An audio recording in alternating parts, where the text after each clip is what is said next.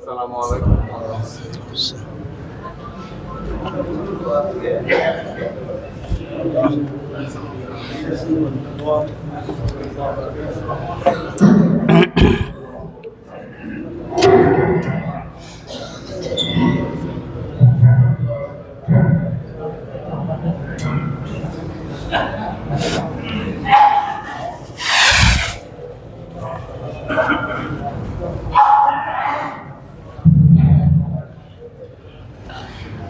السلام عليكم ورحمة الله.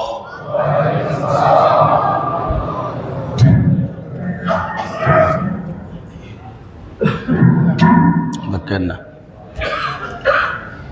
الحمد لله رب العالمين والعاقبة للمتقين والصلاة والسلام على أشرف الأنبياء والمرسلين وعلى آله وصحبه أجمعين. أما بعد فأعوذ بالله من الشيطان الرجيم. بسم الله الرحمن الرحيم. إذا زلزلت الأرض زلزالها وأخرجت الأرض أثقالها وقال الإنسان ما لها يومئذ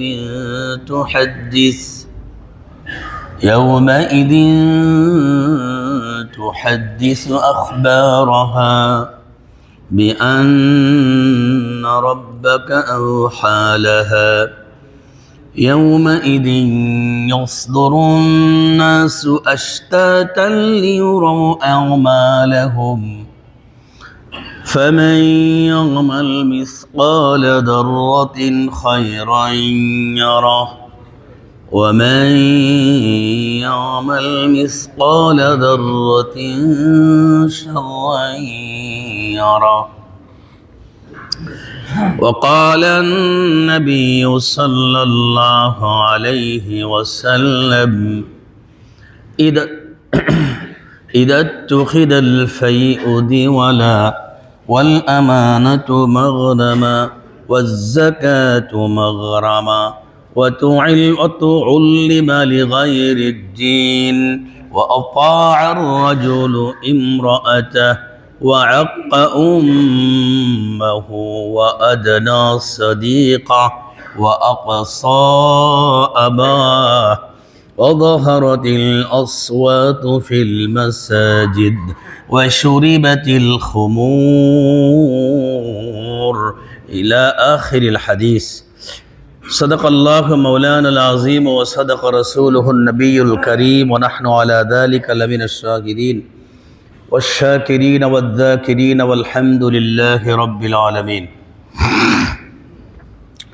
اللهم صل على محمد وعلى آل محمد كما صليت على إبراهيم وعلى آل إبراهيم إنك حميد مجيد.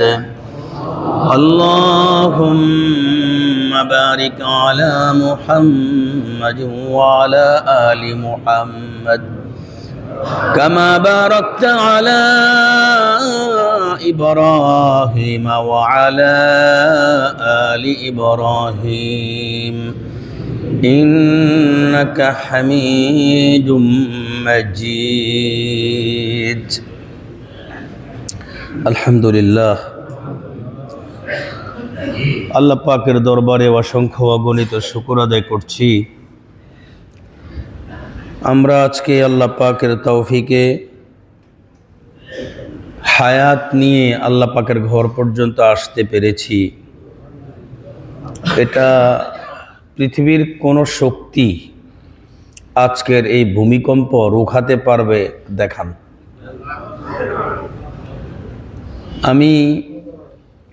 আমি মনে করেছিলাম আমার মাথা ঘুরায়। আমি প্রথম মনে করেছিলাম আমার মাথা খুব ঘুরাচ্ছে। তো তো আমার পাশে বসা ছিল আমার ড্রাইভার। আর আজকে ঘটনাক্রমে আমি নরসিংদী ওয়াজ করে আমি নিজে ড্রাইভ করে ঢাকা আসছি। আমি ভাবছি কি অতিরিক্ত গাড়ি চালানোর কারণে বুঝতে আমার মাথা ঘুরে দিছে। ওমা, এখন আমাকে পারভেজ বলছে কি, কয় হুজুর দেখেন তো মানুষ কি লেগে ভাবে দৌড়াদৌড়ি শুরু করছে। আল্লাহ, কি দেখলাম আমি! ছাদে তাকায় দেখলাম ছাদের বর্ধিত যে রডগুলো আছে। আমাদের এই মুসলমানের দেশে এমন ভূমিকম্প আমি কখনো আর দেখি নাই। আপনারা দেখেছেন কিনা জানি না। আল্লাহ, পৃথিবী যেদিন ধ্বংস হবে সেদিন এই পৃথিবীতে ভূমিকম্পটাই হবে। আমাদের মুহতারাম সালাউদ্দিন সাহেব যে আমাকে বলছেন, হুজুর ইদা জুলজিলাতিল আরদু জিলজালাহা, তো আমি এই সূরাটাই তিলাওয়াত করেছি, সূরাতুল জিলজাল। এই জিলজাল শব্দটা হলো জালজালা, ভূমিকম্প।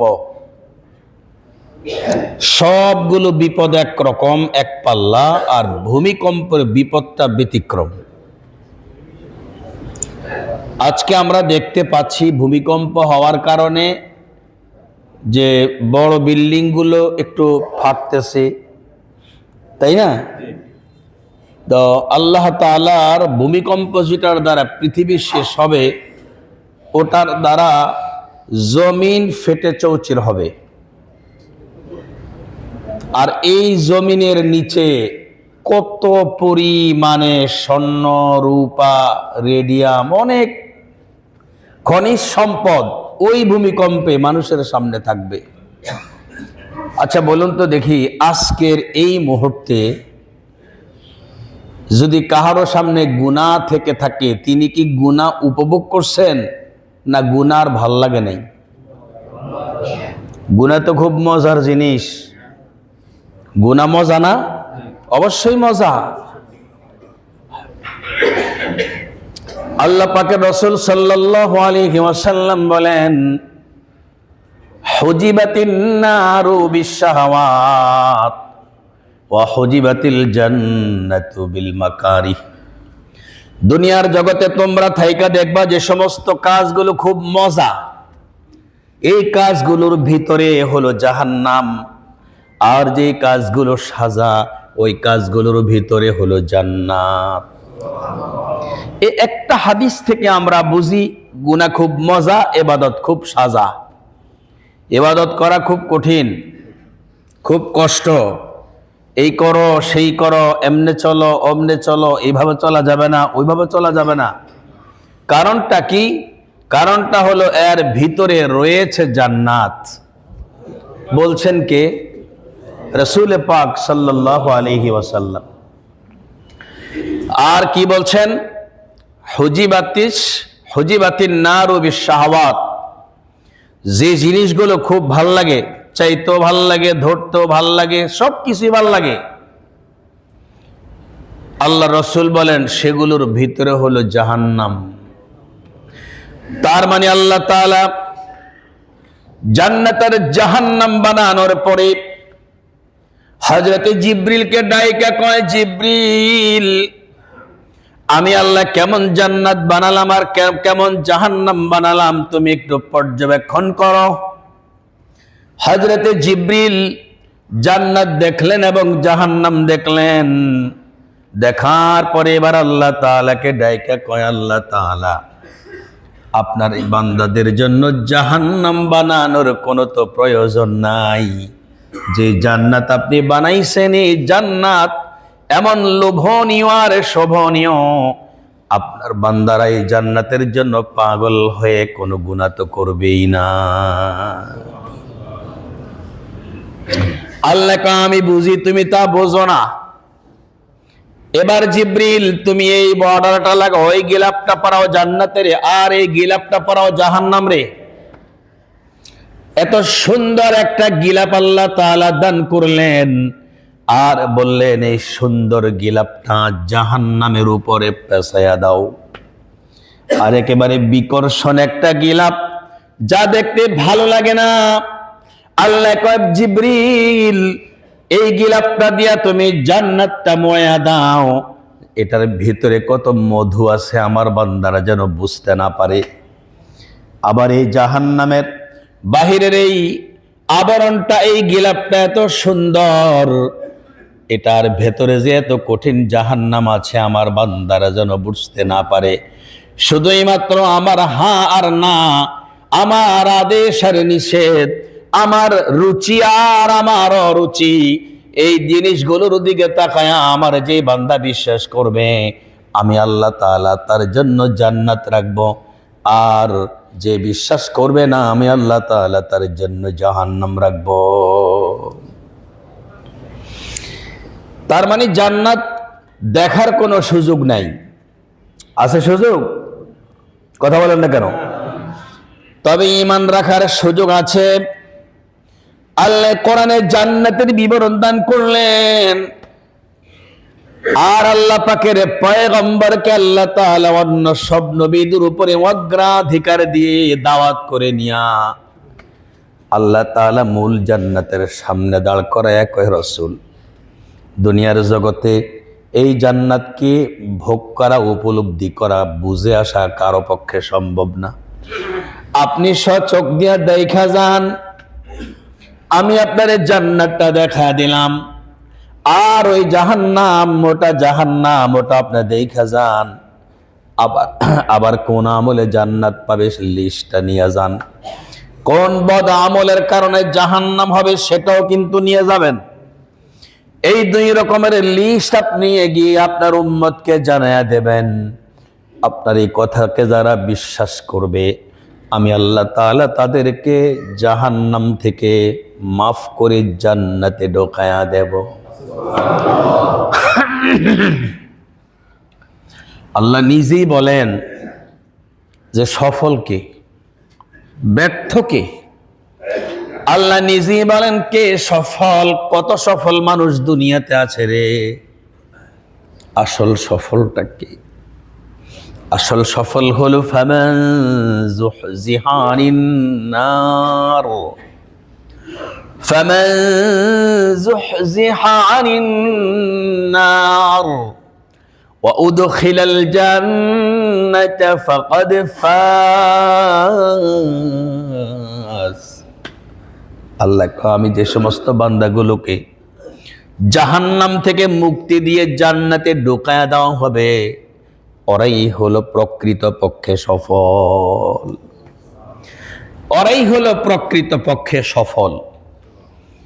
এখন আল্লাহ তাআলা জান্নাত বানালেন আর জাহান্নাম বানালেন আমাদেরকে কি দেওয়ার জন্য? বলেন না, কি দেওয়ার জন্য? আল্লাহ আমাদেরকে জান্নাত দেবেন, তাহলে জাহান্নাম কেন বাঁচালেন? আমরা যখন আল্লাহর কথা বিশ্বাস করব না, রাসূলের কথা আর বিশ্বাস করব না, তখন আমরা করবটা কি? জান্নাত তো পাবো না, আমাদের জন্য তখন সাজা হবে। তখন ওই সাজার জায়গাটা আল্লাহ তাআলা জাহান্নাম বানায়া রাখছেন। আল্লাহ, আপনি আমাদেরকে জাহান্নাম থেকে হেফাজত করেন। এখন কিছু বান্দারা আছে যারা মোটেও বিশ্বাস করে না জান্নাত আর জাহান্নাম। আছে না নাই? যারা মোটেও বিশ্বাস করে না, তাদের জন্য কোনো ভূমিকম্পের আল্লাহ প্রয়োজন মনে করেন নাই। আর যারা বিশ্বাস করেছে, বিশ্বাস করার পরেও জাহান্নামের সাজার কাজ করছে, আল্লাহ তখন সাকু লাড়া দেয়। সাকু, এই কই যাস? আল্লাহ তখন লাড়া দিয়া বুঝায়, বান্দারে, তোরে আমি জান্নাত দেব, তুই আমার প্রতি ঈমান আনছিস। তোরে আমি জান্নাত দেব, তুই আমার পয়গম্বরের কথার প্রতি ঈমান এনেছিস। কিন্তু তুই বর্তমানে যে কতগুলো কাজে আসত, এই কাজগুলো কিন্তু জাহান্নামে যাওয়ার কাজ। এই কাজগুলো কি? তুই তো মনে করতেছিস তোর জন্য জান্নাত আমি আল্লাহ বানাইছিও তোর জন্য জান্নাত, কিন্তু বান্দারে, তুই যে দাগ ক্রস করছ, এমন 15টা দাগ আছে, ক্রস করলে পরে আল্লাহ তাআলা ওই বান্দারে লাড়া দিয়া কয়, কই যাস? লাড়া দিয়া কি কয়? আরে কই যাস তুই? তোর যাওয়ার রাস্তাটা তো এই দিকে না, তোর যাওয়ার রাস্তাটা তো এই দিকে। আল্লাহ এই রাস্তা দেখানোর জন্য একটু নাড়া দিয়া বান্দাকে সজাগ করতেছে আর বুঝায়, বান্দা তোর থেকে 15টা কাজ পাওয়া গেছে, যে 15টা কাজ এগুলো জান্নাতি মানুষের না। এই 15টা অন্যায়, এই 15টা ক্রাইম তোকে ছাড়তে হবে। এই 15টা অন্যায় যদি তুই না ছাড়স, তবে আমি আল্লাহ তোরে কিন্তু জাহান্নাম ছাড়া জান্নাতে পৌঁছাইতে পারবো না। এটা আমি আল্লাহর সুন্নত। অতএব কারণে আমি আল্লাহ করবটা কি, তোরে নাড়াচাড়া দেব। নাড়াচাড়া দেওয়ার পরে তুই যদি ফেরত আসিস, আমি আল্লাহ তাআলা তোরে ঠিকই জান্নাতে দেব। এখন আপনি প্রশ্ন করতে পারেন যে ফিলিস্তিনের এই ভূমিকম্পটা আমাকে না দিয়ে হ্যাঁ এনে দিবেন, ভূমিকম্পটা এখানে না দিয়া ওইখানে না দিবেন, ইসরায়েলে সে দিবেন। আমাকে দোষ কি? দোষ তো হ্যাঁ গো। আল্লাহর হাবিব বলতেছেন ভূমিকম্প তো ভূমিকম্প নয়, এটা হলো তোমাকে নাড়া দিয়ে সরায় দেওয়া। যেমনি করে কোন একজন ড্রাইভার গাড়ি চালানোর সময় যদি ঘুমায়া যায়, তখন পাশের লোকটাকে নাড়া দিয়া সজাগ করে দিতে হয়, ঠিক না? যদি নাড়া দিয়া সজাগ করে না দেয়, সবগুলো মানুষ অ্যাক্সিডেন্ট করে গহ্বরে চলে যাবে।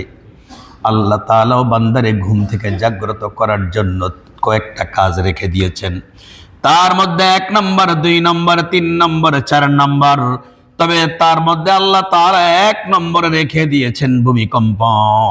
এই ভূমিকম্প চলবে যদি উম্মতের মাঝে 15টা অন্যায় থাকে। কটা অন্যায়? এই 15টা অন্যায়, এগুলো আমাদের মাঝে পাওয়া গেলে ভূমিকম্প হবে। তাহলে আজকে যে রিখটার স্কেলে 5.55 হলো, 7 তো হয়েছে অন্য জায়গায়, আমাদের ঢাকাতে হয়েছে 5.5, তাই না? 5.5 যে হলো ঢাকায়, অন্য জায়গায় হয়েছে 5.7, নরসিংদীতে হয়েছে, আরো কোথায় হয়েছে সব খবর তো আর জানি না। আসছি তো এক ওয়াজ করতে, ভূমিকম্পে আমার আর এক ওয়াজ করাইতেছে। ভালো করে সব কিন্তু মনে নাই, হাদিস কোন শব্দ কোনটা কোন জায়গায় সব ভালো করে খেয়াল নাই, কারণ কোনো কিছু তো দেখার সুযোগ পাই নাই। বাস নাইমে আসছি, আল্লাহ তৌফিক দিবে, যতটুকুন বলবো ততটুকু, সব ভালো করে খেয়াল নেই। তাহলে অন্যায় কয়টা পাওয়া যেতেছে?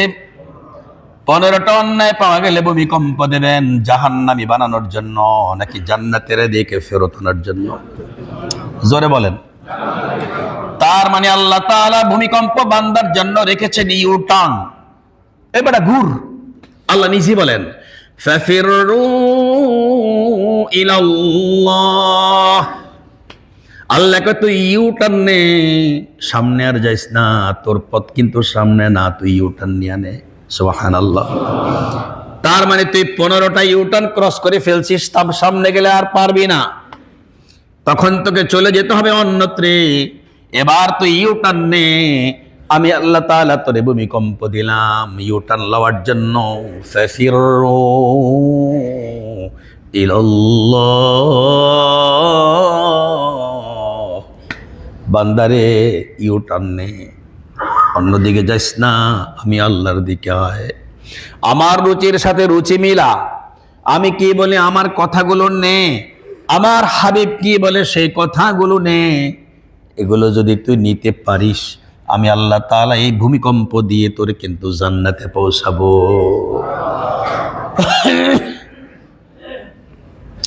তাহলে আসুন, আজকে ভূমিকম্প হওয়ার কারণে আমাদের কিন্তু মনটা অনেকটা নরম। কথা বলেন না কেন? আজকে আমি কিন্তু ইচ্ছা করলে অনেক কিছু বলতে পারবো, যেটা আরেকদিন পারবো না। আরেকদিন বললে আমাকে কইবো এই হুজুর পাইছে এটা কেউ। আজকে কিন্তু আমার সময় কিছু কমাল নেই, জানে কইতাম নেই, কই তাও তো সোজা তুইলেন না, আরো জোরে কইতে কইতাম কিনা। 1 নম্বরে ইদাত তুখিদাল ফাইউ দেওয়ালা, আওয়ামী লীগকেও শুনতে হবে, বিএনপিকেও শুনতে হবে। আওয়ামী লীগ তো এখন আর নাই, আরে জামাত অনেক ক্ষমতা আইছে, দেখছি 2টা কমু 2টা, আর একটা কইতাম না। জামাত ক্ষমতা আসার পরে যখন কইব, তখন 5 বছর পরে আবার জামাতের দৌড়, কে ধরতে কোনো মানা আছে? যেই ব্যাংকের গায়ে ইসলাম শব্দ লেখা থাকে তার সেখানে গিয়ে বলা যায় এই সুদ কেন, আর যেই ব্যাংকের গায়ে ইসলাম শব্দ লেখা থাকে না সেখানে গিয়ে বলা যায় না সুদ কেন। জামাতের গায়ে ইসলাম লেখা আছে, এখন আমি জামাতের বলবো কা দিছেন কখনো ক্ষমতা, একবারও দেন নাই তো, একবার দেন এরপরে যখন কইব তখন ধরু। এই মিম্বার সবাকে বলার জন্য, আমাদের মুখে কেউ কখনোই কষ্টিপ লাগাতে পারেনি, পারবেও না। সর্বোচ্চ চেয়ারের জায়গা পরিবর্তন হবে, এর চাইতে বেশি কিছু হবে না ইনশাআল্লাহ। আর পরিবর্তন হইলে কি সে আলহামদুলিল্লাহ বুড়া হয়েছে, সুর এখনো বুড়ো হয় নাই, এখনো সুর জোয়ান আছে, এখনো সবকিছু আলহামদুলিল্লাহ জোয়ান আছে। আল্লাহ যে কদিন বলাবেন কেউ থামাতে পারবে না ইনশাআল্লাহ। আল্লাহর হাবিব বলেন তোমাদের ইউটার্ন লওয়ার জন্য এক নম্বর যে ক্রাইম, আমি হাবিব তোমাদেরকে জানিয়ে দিলাম, ইদা তুখিদাল ফাইউ দিওয়ালা। সরকারি শব্দটা আগে বুঝে নিবা। হাবিব আমাদেরকে সরকারি জিনিসটা বোঝান। সরকারি মানে কি দলীয় নাকি সবার? সরকারি শব্দ যদি অর্থ হয় দলীয় তাহলে ভূমিকম্প আছে, আর যদি সরকারি অর্থ যদি বুঝেন এটা সবার তাহলে কোনো ভূমিকম্প নাই। এই ঢাকার শহরে রাস্তার পাশে গাছ লাগানো হয়, গাছগুলো মোটা হওয়ার পরে কাটে কারা? ক্ষমতা থাকে যারা, অতীতে তাই দেখেছি। অথচ কিন্তু এটা কোনো দলীয় গাছ নয়, এটা হলো সবার গাছ। কি সরকারি শব্দের অর্থ কি? সরকারি শব্দের অর্থ হলো কাঠামোগত পদ্ধতিতে প্রজার অধিকার প্রজার কাছে যাবে। এজন্য আল্লাহ তাআলা বলেছেন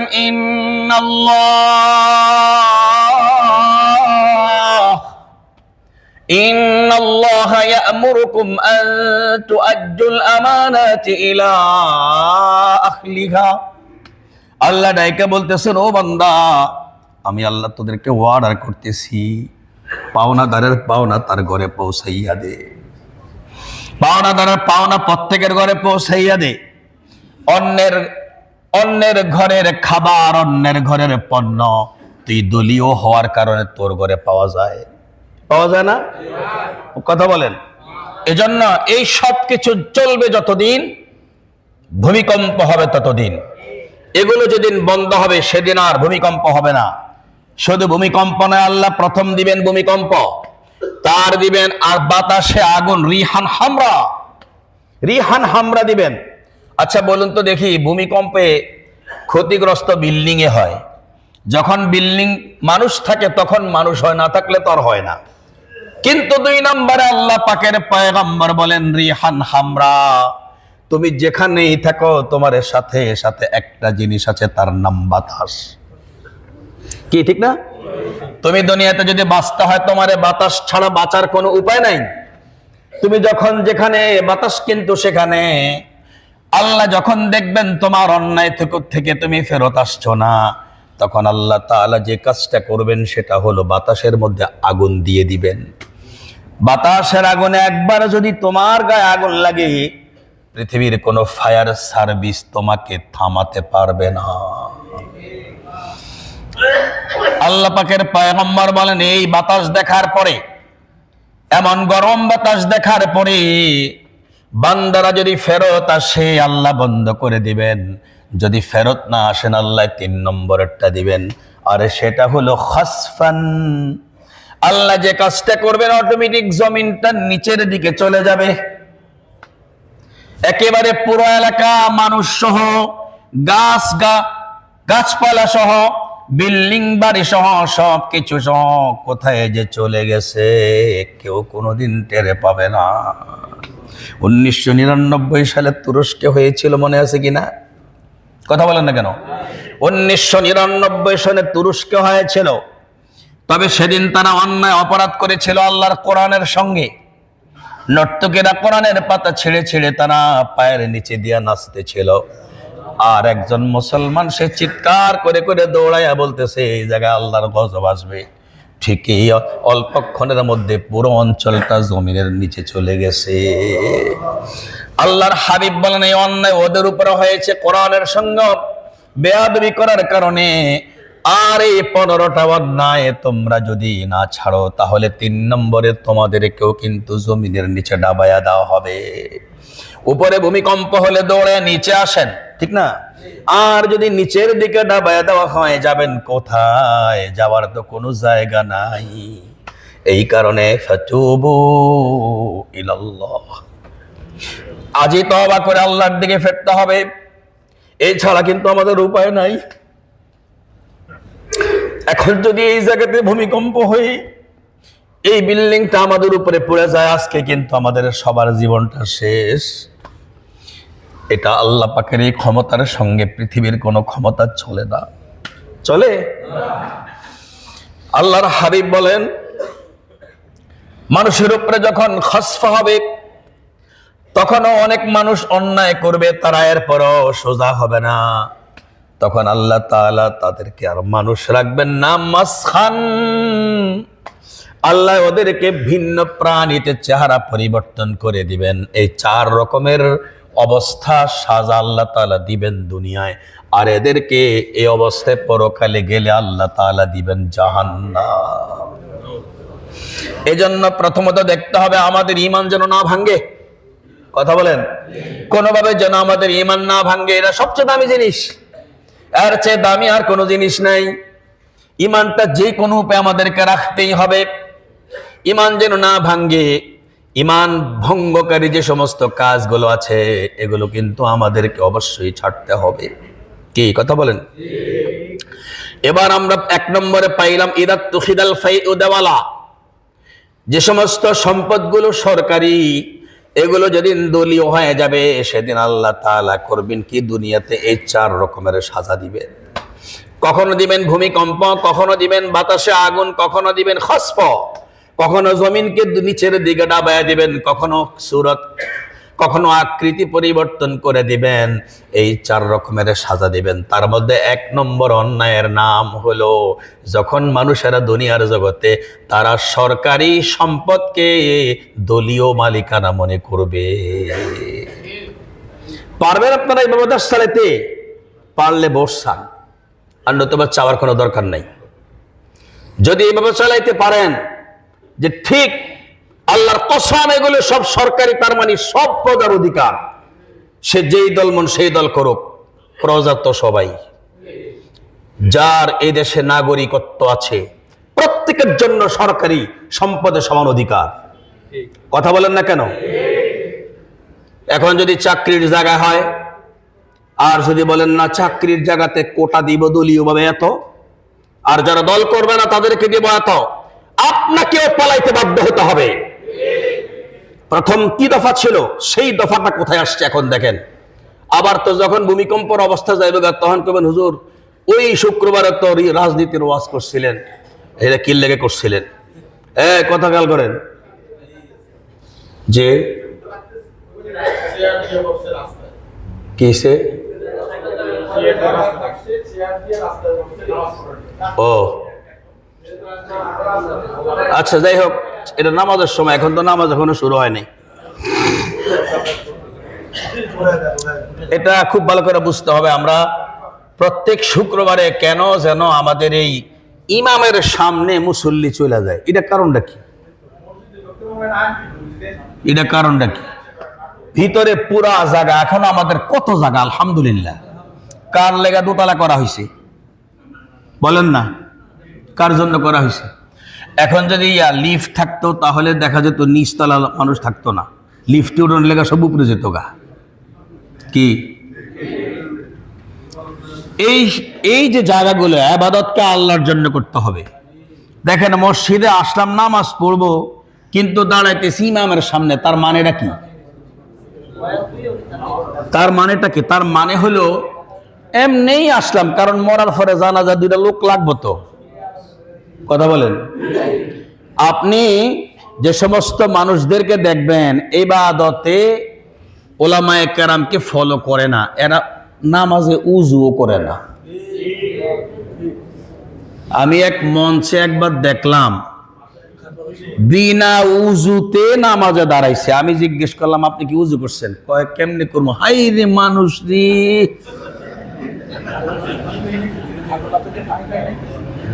এত মানুষের মধ্যে কি উযু করা যায়? ওই যে আমার এক ভাই বলছেন তায়াম্মুম করছে। তায়াম্মুম করার জন্য পানিতে সক্ষমতা না থাকা জরুরি। যারা পানিতে সক্ষম, হয়তো পানি তার কাছে নাই অথবা সে পানির কাছে অক্ষম। বলেন কি বলছি মাসলা? হয় তার কাছে পানি নেই, নতুবা সে পানিতে ব্যবহারে অক্ষম আছে বলে বটে, কিন্তু পানি ব্যবহারে সে সক্ষম না, ওই ব্যক্তি তায়াম্মুম করবে, তাই তো? কি বলছিলাম যেন? বলছিলাম যে প্রজার অধিকারকে নিশ্চিত করতে হবে। প্রজার অধিকার নিশ্চিত করতে হবে। কোন রকমের কোন ভাগ চলবে না। এত ভাগ অমুকের, এত ভাগ অমুকের, এত ভাগ অমুকের না। প্রজার অধিকার সমান। সমান কি বলেন? প্রজার অধিকার সমান। পাসপোর্টের অফিসে পাসপোর্ট করতে গেলে কাজে হাত দেয় না। সবচেয়ে বেশি ক্ষতিগ্রস্ত আমরা ভূমি অফিসে। ভূমি অফিসে সরকারি আমাদের টাকা যদি লাগে 200, ওনাদেরকে 10,000 টাকা দিলেও কাজে হাত দেয় না, খারিজ করাবো। আবার পাঠায় দেয়, কয় ঠিকানা মতো চলে যান, ওইখানে যাবেন, কাগজ জমা দিবেন, যেদিন আপনাকে ডাকবে সেদিন আসবেন। আর যদি টাকা কিছু খরচ করতে পারেন তাহলে ওই আছে, আপনাকে 1 সপ্তাহের মধ্যে কাজ করে দিব। আমি শাহজাহানপুর অফিসে একজনকে জিজ্ঞেস করলাম, যাকে টাকা দিব উনি এখানকার কি? পিয়ন। আমি ওনাকে বললাম, ভাই আপনার সরকারি বেতন নেই? কয় আছে। কি কাজের লেগে আছে? আপনি যে সরকার থেকে বেতন নেন, আপনার দায়িত্বটা কি? যেই দায়িত্ব পালন করার জন্য সরকার আপনাকে বেতন দেয়, আপনি সেই দায়িত্ব পালন করতে হলে আবার আমাদের থেকে ভিন্ন টাকা নেওয়া লাগবে, তার কারণটা কি? কষ্ট নেবেন না, আপনাদেরকে বলছি, যারা আপনারা বর্তমানে নমিনেশন নেওয়ার জন্য টাকা ছাড়া দিচ্ছেন না, আছে কিনা? নমিনেশন নিতে হলে আপনাদেরকে টাকা দেওয়া লাগে। এই লোকটা এমপি হওয়ার পরে তার এই টাকাটা দেশ থেকে তুলবে। কোত্থেকে তুলবে সে? আরে বলেন, সেটাই প্রজার অধিকার। সরকারি মাল মাইরেই সেই টাকাগুলো তুলবে। 1.5 কোটি টাকা। কি কইতাম না? এটাই তো ওয়াজ। ইদা তুহিদাল ফাই উদাওয়ালা, কেন বলবো না? এরা প্রজার অধিকার, এরা প্রজার অধিকার। আজকের নমিনেশন দিবে বিনা পয়সায়। বলেন পারবেন? নমিনেশন দেওয়া হবে বিনা পয়সায়। সাইসে হুজুর হোক মুজুর হোক, আল্লাহর রসুল এই জায়গাতেই নিষেধ করেছেন। যদি প্রার্থী যোগ্য হয় টাকা দিয়ে সে কেন নমিনেশন নেবে? আর যদি অযোগ্য হয় তাহলে আপনাকে টাকা দিলে আপনি কেন তাকে মানুষের ক্ষতি করার জন্য তাকে অনুমোদন করবেন? এই জায়গাগুলো হাদিসের 15 অংশের এটা প্রথম অংশ। ভূমিকম্প হওয়ার পরও যদি নিষেধ করেন তাহলে আর ওই ওয়াজ কর্ম কবে? এটা আজকের ওয়াজ। ভূমিকম্প কেন হয়? এই কারণে ভূমিকম্প হয়। 2 নম্বর, ওয়াল আমানাতু মাগনামা। ওয়াল আমানাতু, জোরে বলেন, ওয়াল আমানাতু মাগনামা। আমানত কাকে বলে? আমানত বলা হয় আমার কাছে এমন কোন জিনিস থাকবে যে জিনিসের মালিক আমি নই, যেটার মালিক অন্য। এমন কোন জিনিস আমার কাছে আছে যে জিনিসের মালিক আমি নই, যেটার মালিক আর একজন। যতক্ষণ আমার কাছে থাকবে ততক্ষণ এটা হলো আমানত। এটাকে সময় মতো তার আসল মূল মালিকের কাছে পৌঁছে দেওয়ার জন্য অর্ডার করছে কি? ইন্নাল্লাহা ইয়া'মুরুকুম আন তুআদ্দুল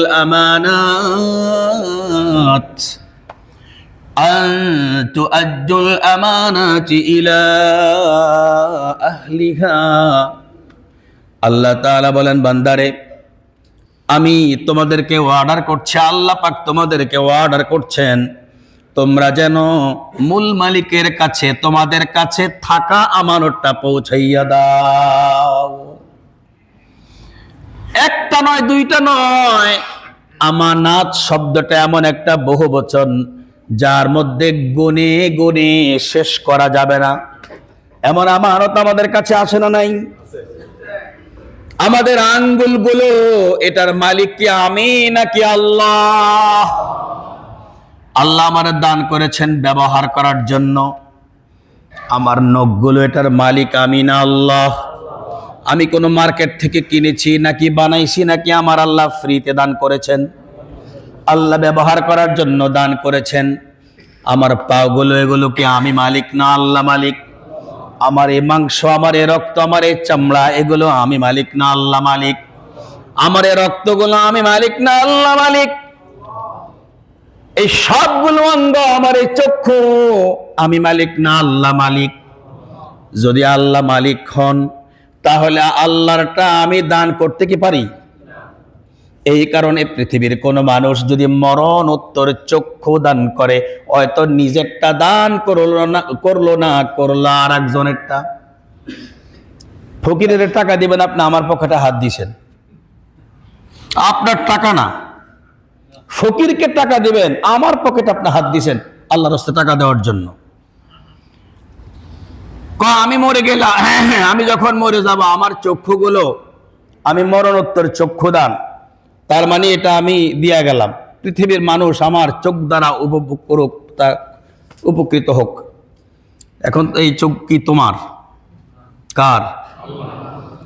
আল্লাহকে বান্দারের চোখ তো তোর না, চোখগুলো আমি আল্লাহর। আমি আল্লাহ তোর কাছে এগুলো রাখছি ব্যবহার করার জন্য। এগুলো ব্যবহার শেষ হয়ে যাবে, আমারটা আমি আবার মাটির সঙ্গে মিশায়া দেব।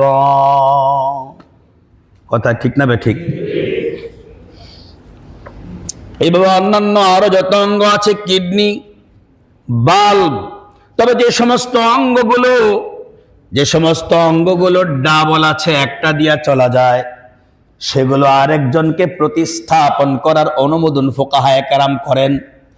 আবার যে সমস্ত অঙ্গগুলো যেগুলো দিলে পরে আবার নতুন করে গজায়, চক্ষু দিলে কি চোখ গজায়? চক্ষু দিলে তো চক্ষু গজায় না, এজন্য চক্ষু দেওয়ার কোনো অনুমতি নাই। রক্ত দেওয়ার অনুমতি কেন আছে? রক্ত দিলে আবার কিন্তু রক্ত ফুল হয়ে যায়। শরীরের কোন অঙ্গ, প্রত্যেকটা অঙ্গ আল্লাহ তাআলা আমানত দান করলেন। আল্লাহ কয় এটা ছাড়া আরো আমানত আছে, তোমার কাছে আরো অনেক আমানত আছে, অন্যের আমানত। এটা তো আমি আল্লাহ তাআলা পুরা বডিটা তোমাকে দান করলাম, আর এই বডিটা এটা আমি আল্লাহ মালিক, তুই তো মালিক না। আরো অনেক এমন জিনিস আছে যেটা আমার বান্দাদের তোর কাছে আছে, কিন্তু তুই বান্দার কাছে পৌঁছালি না, আমানতের খেয়ানতি করে দিলি। ভোট এটা কি বলেন? কি এটা? এটার পাওনাদার তো এই ব্যক্তি, যে ব্যক্তি মানুষের উপকার করতে পারে, যার কাছে উপকার করার মতো যোগ্যতা আছে, সেই একমাত্র এটার প্রাপ্য, ঠিক না? যে মানুষের উপকার করতে পারে না, মানুষের ক্ষতি করে, তাকে যদি ভোট দেওয়া হয়, আমানতের খেয়ানত করা হবে। একটা ভোটের কারণে ওই মানুষগুলো কষ্ট পাবে, আমার একটা ভোট আমি তার জন্য দায়ী। এজন্য এগুলো আমাদেরকে আমানতগুলো বুঝতে হবে। আল্লাহ ডাক দিয়ে কয়, একটা না দুইটা নয়, অসংখ্য আমানত আমি আল্লাহ তোমার কাছে রাখলাম। আর ঢাকার শহর তো আলহামদুলিল্লাহ একরকম, গ্রাম দেশে কি হয়, ভোটের আগের দিন, তার আগের দিন, তার আগের দিন কিছু মানুষ শুধু চার দোকানেই থাকে। কিছু ভোটার কই থাকে? শুধু চার দোকানে। বাস একজন আসলো, হ্যাঁ স্যার আপনি জয় হবেন, তো এই চা খাওয়াই দিছে। শুধু চা খাওয়াবেন, আরো কত লোক আসবে কিছুক্ষণ পরে, একবারে খাওয়ান লাগবো না? হয় কি হয় না? আপনি এখন চা খাইয়া ওনাকে ভোট দিবেন, উনি কি হারবেন? ঠকবেন? উনি যদি এমপি হতে পারেন, আপনার পিছু যা খরচ করতেছে এগুলি সব আগে তুলবে, হের পরে যা করার করবে। তা আপনি তো একা খাইলেন, শত জনের ব্যবহারকে আপনি ধ্বংস করলেন। আর কত মানুষের উপকার হতো যদি আপনি 2 টাকা না খায়া যোগ্য মানুষকে যদি আপনি এমপি বানাইতে পারতেন। এজন্য এই আমানতের হেফাজত করা লাগবে। আল্লাহর পয়গম্বর বলেন 2 নম্বরে হলো ওয়াল আমানাতু মাগনামা। দুনিয়ার জগতে আমানতগুলো গনিমত হয়ে গেছে। যেদিন দেখবা আমানত গনিমত হয়ে যায়, সেদিন দেখবা দুনিয়াতে 4 রকমের বিপদ, আর ওই বিপদগুলো হতে থাকবে, বন্ধ করতে কেউ পারবে না যতক্ষণ না পর্যন্ত 15টা অন্যায় তোমাদের থেকে না সরানো হবে। যতক্ষণ না পর্যন্ত কয় অন্যায়? 15টা অন্যায় তোমাদের থেকে না সরানো হবে। ওয়াজ-যাকাতু মাগরামা, যাকাত আল্লাহর বিধান, আল্লাহর এই বিধানকে ওরা জরিমানা মনে করে। দুনিয়ার মানুষ যখন যাকাতকে আল্লাহর বিধান মনে করবে না, ফকিরের পাওনা মনে করবে না, বরঞ্চ মনে করবে এটা জরিমানা, এই জরিমানা দেব না, দিলেও হিসাব করে দেব না, হিসাব করলেও সব এইভাবে দেব না, যেমনি খুশি তেমনি দেব। দেখা গেছে এইভাবে যাকাতের হিসাব করে সঠিক উপায়ে সঠিক জায়গায় যাকাত যদি না দেওয়া হয়, যাকাত আদায় হয় না। ঠিক? একজন একদিন বলছে, হুজুর আমার বোনের তো থাকার কোনো ব্যবস্থা নাই, ওর জামাটা মরে গেছে, এখন আমি তাকে যাকাত দিতে পারবো কিনা? আমি বললাম পারবেন। পরে আয়সা আমার ফোন দিয়ে হুজুর পরের বছর যাকাতটাও তাকে আমি দিয়ে দিছি, তো তাকে একটা ঘর বানিয়ে দিছি। আমি বললাম মোটামুটি কয় টাকা? ভালো টাকা দিয়ে বানিয়ে দিছি, 5-7 লাখ টাকা খরচ করছে। তো আমি বললাম আপনি তাকে যখন 40,000 টাকা, তখন 40,000 টাকা করে যাকাত ফরজ হইত, 40-এর উপরে যখন 1 টাকা দিয়েছেন তখন তার উপরে যাকাত খাওয়ার আর অনুমতি নেই। 40,000 পর্যন্ত যদি কারো হয়ে যায় তখন তার যাকাত দেওয়া লাগে। তার মানে 39,000 টাকা পর্যন্ত তাকে দিতে পারতেন, 40 দিলে তার উপরেও যাকাত ফরজ হয়ে যায়। তো আপনি যেটা দিলেন তারও জন্য খাওয়ার অনুমতি হয় নাই, আর আপনিও যে দিলেন আপনারটাও আদায় হয় নাই, অবশিষ্টটা আবার যাকাত দেওয়া লাগবে। আল্লাহ মাফ করব। এরকম জায়গা কি আল্লাহ মাফ করে? কথা বলেন। ওয়াজ-যাকাতু মাগরামা, আল্লাহর হাবিব বলেন যাকাতের মানুষ, দুনিয়ার মানুষ যখন জরিমানা মনে করবে তখন ওই মানুষের উপরে এই বিপদগুলো আসতেই থাকবে। যতই যা কিছু করবা না করো, বিপদগুলো রোখানোর ক্ষমতা তোমার নাই। কারণ আল্লাহ তাআলা ওই তার এই ফেতনাগুলো যে মালা গাঁথা আছে, সেই সুতাটা আল্লাহ তাআলা যখন ছিঁড়ে দেন, একের পর এক সবগুলো ফেতনা জমা হয়ে যায়। অত উল্লেমা লিগাইরিদ দ্বীন, শিক্ষা থাকবে কিন্তু ধর্ম শিক্ষা মানুষ মানবে না। মানুষের কাছে শিক্ষার অনেক উন্নত হবে, কিন্তু আল্লাহরে পাওয়া যাবে যে শিক্ষার দ্বারায়, ইবাদত করা যাবে যে শিক্ষার দ্বারায়, জান্নাতের দিকে যাওয়া যাবে যে ইলম দ্বারা, এই ইলম দুনিয়ায় থাকবে না। যখন থাকবে না তখন আল্লাহ তাআলা মানুষের উপরে এই বিপদগুলো দেবেন। এবার আপনারা দেখেন কে কতটুকু দ্বীনি ইলম জানেন। দ্বীনি ইলম শিক্ষা করা মুসলমানের উপরে ফরজ। এটুক তো আপনি শুনলেন, এটা হলো ফজিলত। এটা শুনা বসে থাকা নাকি শোনা মাত্রই আত্মনিয়োগ করা? সারা জীবন ফজিলত শুনলেন, এলেম শিক্ষা করা ফরজ। আলেম হইলে এই ফজিলত, আলেম হইলে ওই ফজিলত, এই কোরআন পড়লে এই ফজিলত, কিন্তু আপনি নিজে কোরআনটারে সঠিকভাবে শিখলেন না, কোনো লাভ হবে? কি করতে হবে? আরে শিখার পথে আসতে হবে। এজন্য তো আল্লাহ তাআলার পয়গম্বর বলেন, মান খারাজা ফি তালাবিল ইলম, কোন একজন মানুষ যখন বের হয়ে যাবে ইলমে দ্বীনের দিকে, আল্লাহর ইলমের দিকে, শরীয়তের বিদ্যার দিকে, কানা ফি সাবিলিল্লাহি হাত্তা ইয়ারজিআ, ওই জায়গা থেকে ফেরত যাওয়া পর্যন্ত তার আমলনামা লেখা হবে জিহাদের ময়দানের সওয়াব তার আমলনামায় লেখা হবে। পৃথিবীতে আর কোন জায়গাতে আপনি দেখাতে পারবেন না যে জিহাদ না করে জিহাদের ফজিলত দেওয়া আছে, কখনো পারবেন না। এই যে বলেন না যে এই আমি এটা আল্লাহর রাস্তায় করেছি, এটা আল্লাহর রাস্তায় করেছি, এটা আল্লাহর রাস্তায় করেছি, আল্লাহর কোন রাস্তায় করেছে আপনাকে চিহ্নিত করতে হবে। শুধুই মাত্র একটা, সেটা হলো দ্বীনি ইলমের পথে কোন মানুষ থাকলে সেটাই শুধু আল্লাহর রাস্তা। আমার কথা না রাসূলুল্লাহর কথা? আল্লাহ রাসূল সাল্লাল্লাহু আলাইহি ওয়াসাল্লাম বলেন, মান খারাজা ফি তালাবিল ইলম, ইলম শিক্ষা করার জন্য যখন আপনি বেরিয়ে গেলেন, কানা ফি সাবিলিল্লাহি, আপনি তখন আল্লাহর রাস্তায়। আল্লাহর কোন রাস্তায়? আল্লাহর ওই রাস্তায় যেই রাস্তায় মুজাহিদের রাস্তা। আল্লাহর ওই রাস্তা, যে রাস্তা, কোন রাস্তা? মুজাহিদের রাস্তা। তার মানে ফি সাবিলিল্লাহর মধ্যে মুজাহিদ ছাড়া অন্য কারো জায়গা নাই। ফিল্লাহ যদি হয়, এটার জন্য অন্য অনেক আরো রাস্তা আছে, কিন্তু ফি সাবিলিল্লাহ কোরআনে আর হাদিসে যত জায়গায় শব্দ আছে, এই জায়গাগুলো হলো জিহাদের রাস্তা। হাত্তা ইয়ারজা, আল্লাহ রাসূল বলেন ফেরত আসা পর্যন্ত তোমাকে আল্লাহ তাআলা মুজাহিদের সওয়াব দান করবেন। আপনি আর কোথাও এটা দেখাতে পারবেন না এমন ফজিলত। সেই জায়গার মধ্যে যদি আমরা আমাদের শুধুই মাত্র জাগতিক শিক্ষাই থাকি,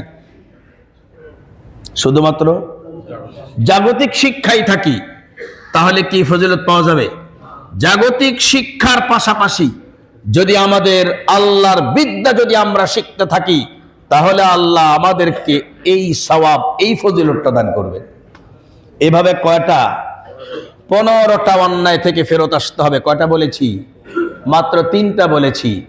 1 নম্বরে বলেছি ইদা তুখিদাল ফাইউ দাওয়ালা ওয়াল আমানাতু মাগনামা ওয়াজ যাকাতু, ও 4টা, ওয়াজ যাকাতু মাগরামা ওয়া তুউল্লিমা লিগাইরিদ্দিন। এই 4টা জায়গা সংস্কার করব, আর এরপরে আরো 11টা যেটা আছে সেটাও আমরা আলোচনা করব।